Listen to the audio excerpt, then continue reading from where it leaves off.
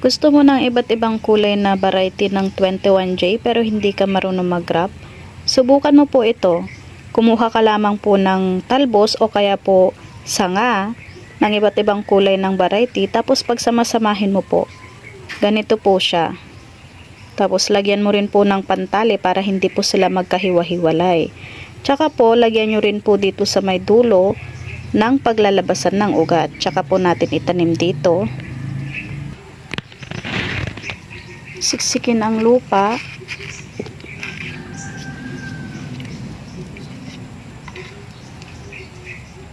Lagyan ng isang kutsarang anaa para po magkaugat.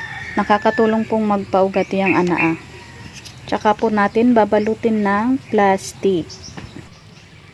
Ito na siya, nalagyan na po natin siya ng balot. Nalagay ko yung date, yung pangalan po, 21J yellow, white, and magenta.